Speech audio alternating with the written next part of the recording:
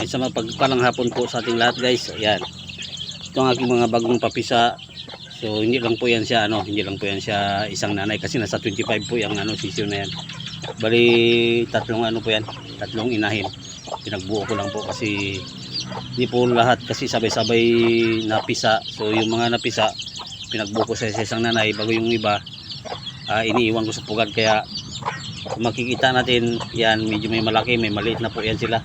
Nasa 25 piraso po yan, maliban po sa ganun kalalaki. Nasa nasa 25 piraso rin po yan ganyan. Bali tatlong inahin din po, yung medyo malalaki-laki na. Ito tatlong nanay rin po siya ito. Yan. Ngayon lang po ako nakaparami ng sisiw. Yung nakaraan kasi po ikinulong ko yung mga manok ko kasi nga po may basakan ako. Po kasi kinakain nila yung mga palay kaya nakakulong, hindi po sila nakapag-itlog at nakakapisa ng hindi ako nakapapisa ng manok dahil nga po sa may basakan ako.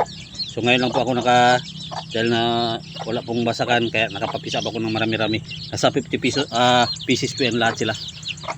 Ang aking mga sisiw na bagong may mga bagong sibol. Ay iba naglalakad. Guys, hanggang dito lang po at maraming salamat po mga ka-farmers sa aking mga supporter. Maraming salamat po sa mga kapwa kong backyard farmer. Ayan, may baboy, may kambing po ako ng alaga. May basakan din ako. Ayan, may baboy ramo din po ako. Pabo. Ayan. Saka yung Brahma chicken meron po ako. Ayan. Maraming salamat po and God bless po sa ating lahat.